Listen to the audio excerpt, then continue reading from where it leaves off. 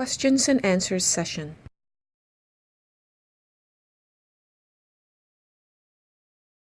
It's Ian Lebain, and this is a question basically for the last panel, ladder panel, so anyone can grab it. If you're a Section 3 counsel, I know Richard said he didn't like that name, but just to use it for shorthand, would there be any scope if capacity is at issue? I know there was a distinction between capacity being at issue and incapable. If the client was adamant that they were capable to actually advance the argument on their behalf and essentially argue yourself out of a Section 3 appointment and then perhaps then be retained or another counsel be retained. I'm curious if that's ever happened. Well, certainly it is better for optics for any client to retain the lawyer directly rather than to have one appointed for them insofar as the sort of question of capacity or ability to respond to the proceeding is concerned. So one would hope that threshold is crossed earlier. In other words, every effort is made to engage counsel directly before the state is appointing someone to represent them. So that's the way I see it. Once counsel is appointed, the distinction really is not important enough to then say I would like that Section 3 counsel appointment rescinded so that it can be clear that I'm retained directly. If that's how counsel had to be engaged, then that's how it happened. But from that point forward, their role is the same. Good. Thank you. Hi, Audrey Miller with Elder Caring. So thank you all. It was a wonderful presentation and really very informative for me. One of the questions I had, and I guess it's whoever wants can answer it, presumably the children care about their mother and they care about her care moving forward. And I'm wondering if there might be a way to reduce some of that anxiety and angst about money if there was, firstly, an assessment of what mom actually needs moving forward in terms of her care needs, but also if you see the use of a caregiver agreement that might be able to document salary and hours that might go some way in terms of reducing some of the questioning as to where money is going and how it's being spent. Kim, do you want to take that? Sure, Audrey, as you know, we've worked with your office, and that is a great way of getting agreement where otherwise siblings can't agree on the care of a parent to engage in an agreement.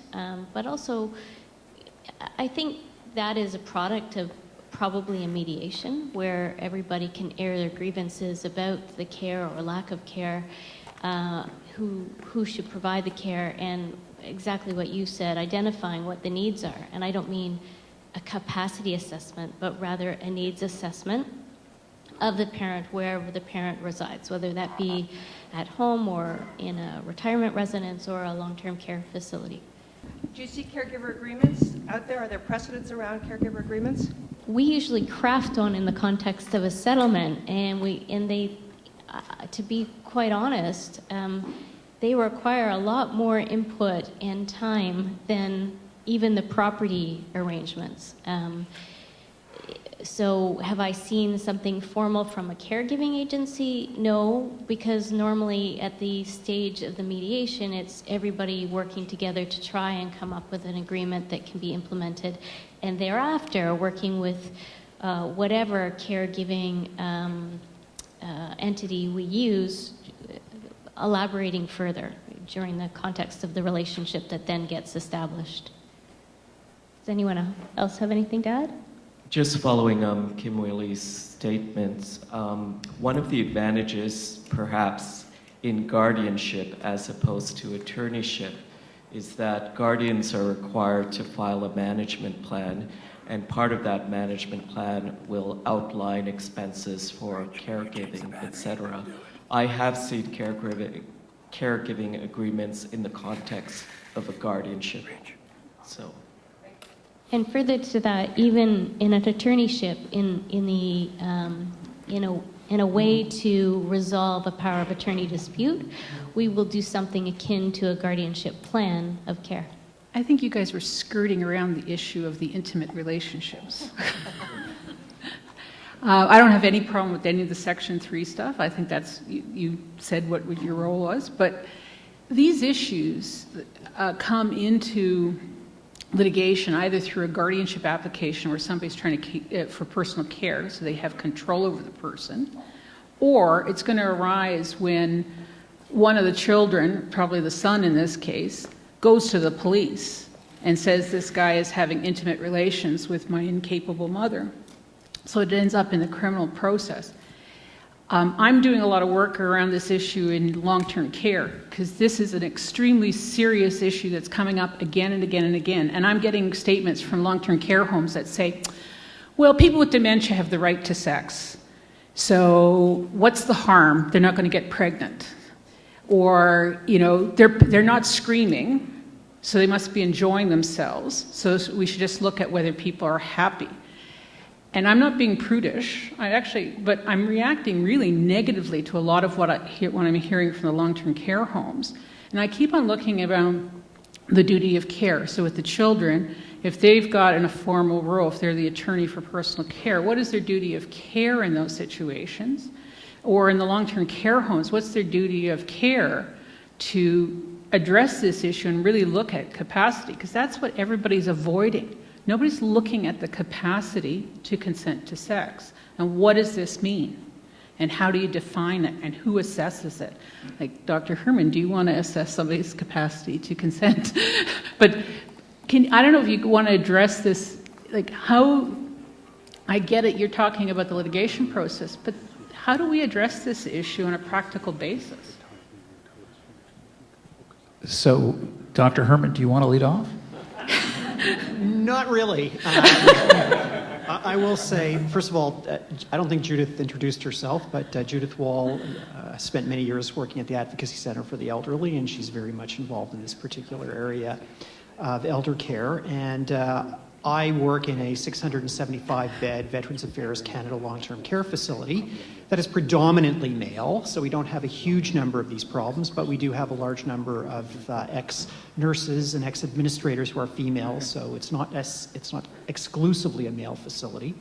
But this is an issue that is becoming more and more important in long-term care facilities across our province and across our country because, interestingly, although long-term care facilities were predominantly female facilities up until quite recently, the gap between the age of death of males and females is narrowing.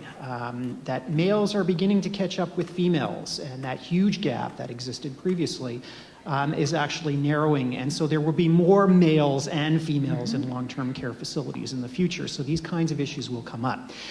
I have had lots of experience, even though I'm in a predominantly male facility, with these kinds of things. And my facility certainly does not take the view that we can just let this kind of thing happen and turn a blind eye to it because they're enjoying whatever activities they are. We are asked at times to get involved, and the families are certainly involved, and the families are certainly notified to make sure they understand what is happening. And sometimes we are asked to provide capacity assessments for these kind of things. And again, this would be a contemporaneous capacity assessment, not a retrospective capacity assessment. And I think that it is important to consider these aspects.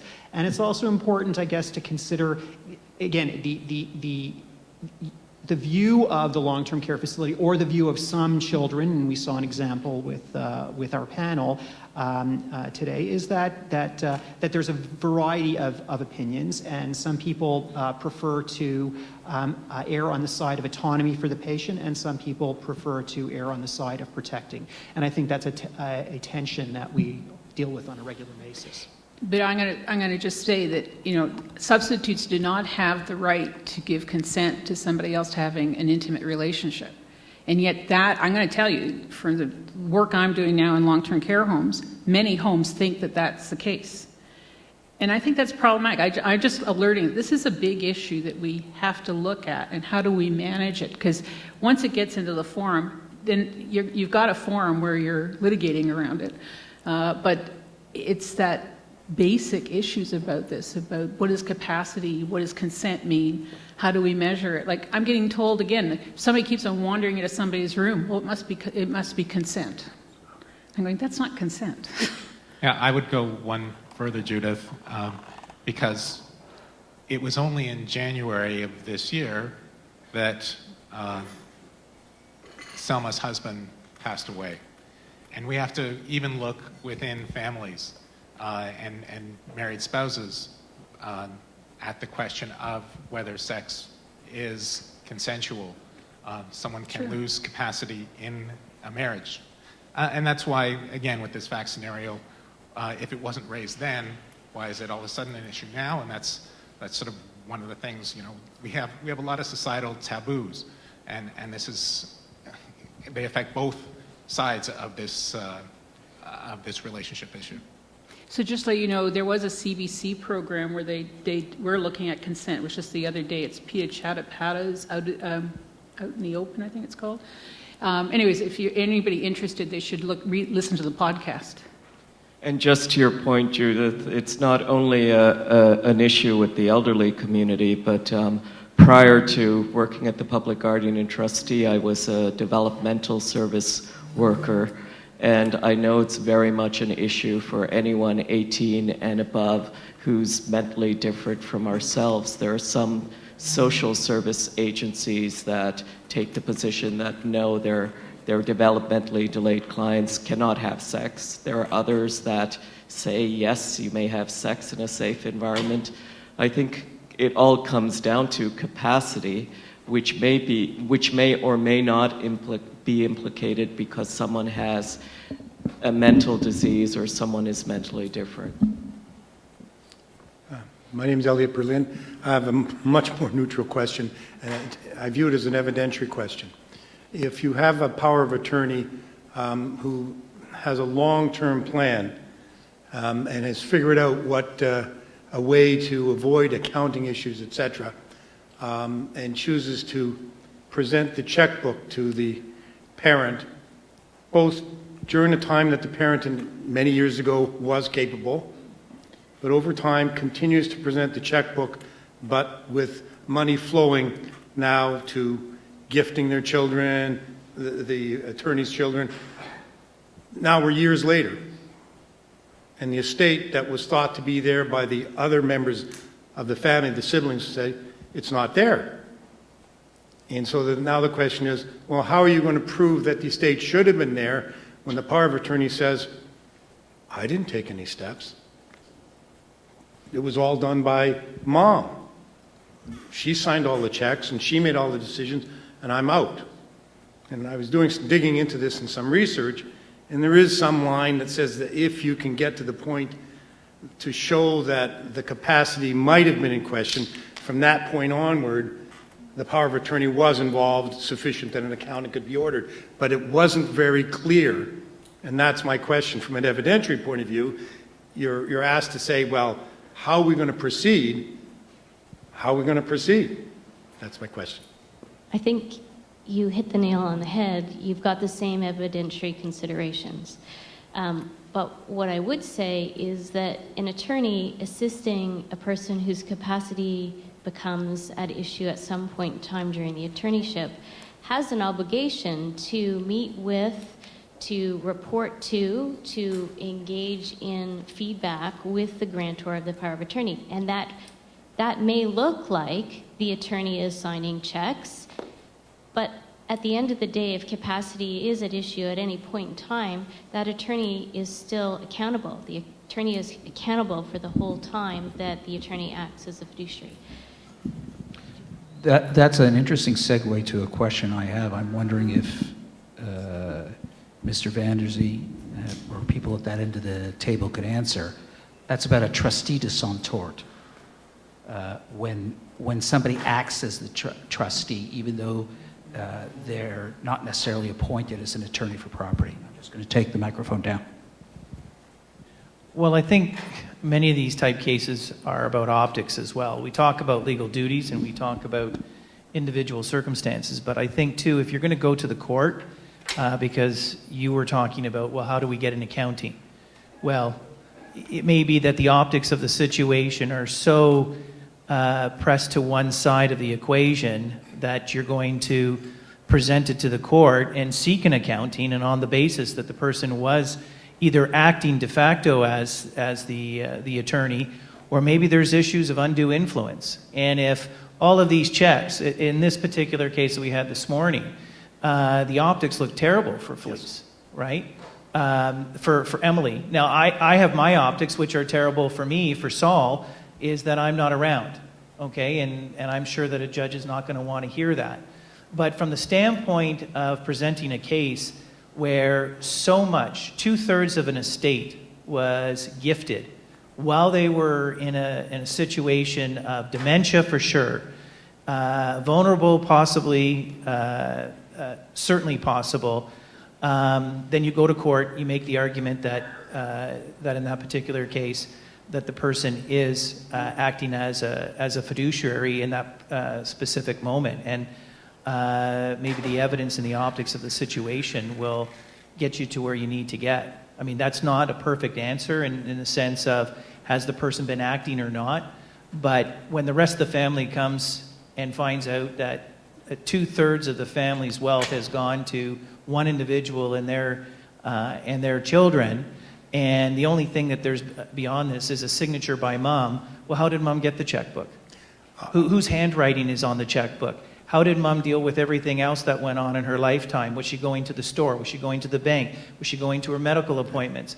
Who was doing all of that? If it's the same person that's receiving the gifts as it was in this particular case this morning, then you start to build a contextual case around all of that. So even if they're denying that they pretty much were in fact doing what the allegation is. And so you would then, submit to the court that while they might not have actually been engaging the power of attorney, that they did have a responsibility and they were de facto power of attorney.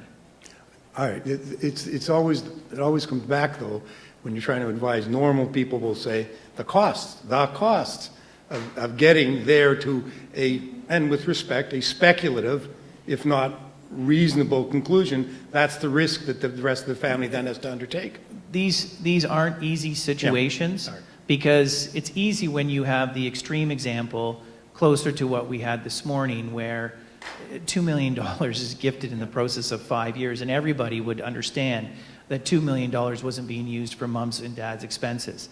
So that's a bit more of an extreme example. You're right. The tough cases are tough, and they're expensive. And I think that various groups are continuing to look at the Substitute Decisions Act and the mechanisms that are in place to allow people to try to resolve these types of situations. Because I think, by and large, most lawyers would say that it is complicated and it is very expensive and it ought not to be.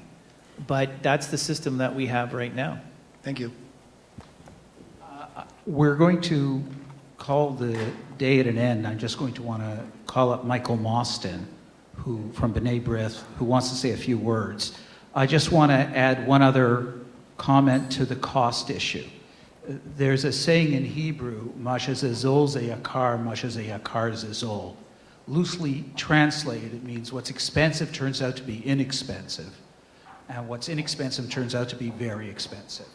So if you had hired any one of the lawyers on this panel to represent you, it would have been a very expensive enterprise, but the results would have been likely more beneficial.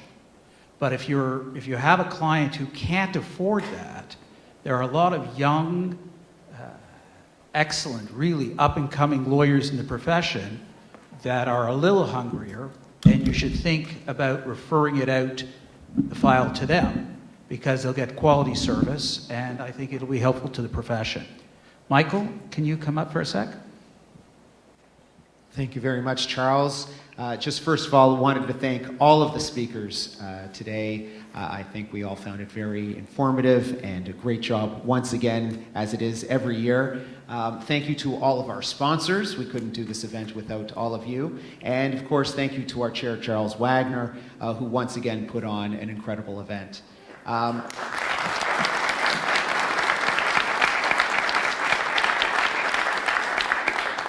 Since 1875, Bnai Brith has been leading human rights voice here in Canada. We operate all the way across the country from coast to coast. And really, every element of Bnai Brith is about human rights. It's about giving back to the community, whether it's affordable housing for those who need shelter, whether it's food basket programs for the needy, for those who don't have enough and need some holiday cheer.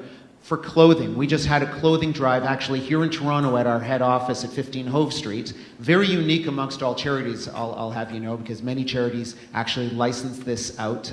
We have clothing bins like many charities have, but actually we have an end-to-end solution like we do with all of our human rights solutions, and we skim the top for the best of the best, and we give those away for free for those widows and orphans and elderlies in the community, immigrants, people that really need our support. And that's what Bnai Brith is here for. And also we are, for those of you who haven't taken, we have just recently produced our Audit of Anti-Semitic Incidents 2016. For over 35 years, Bnai Brith, through its anti-hate hotline, has been not just monitoring anti-hate and anti-Semitism here in Canada, but on a day-to-day basis from those who call our hotline, been leading the charge to fight against those who will target any identifiable group for hatred. It's wrong. We need not stronger laws in this country, but we need to enforce the existing laws that we have in the book. We have to educate our society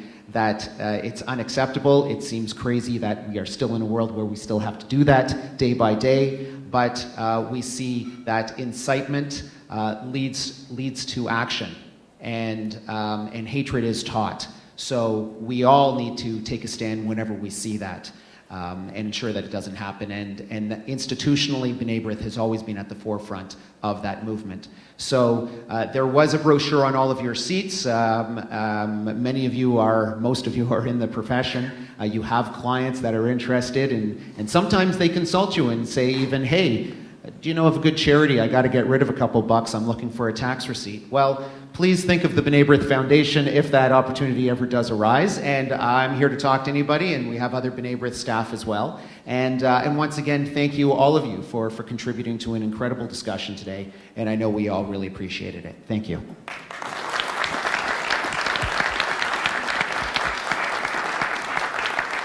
And thank you all for coming.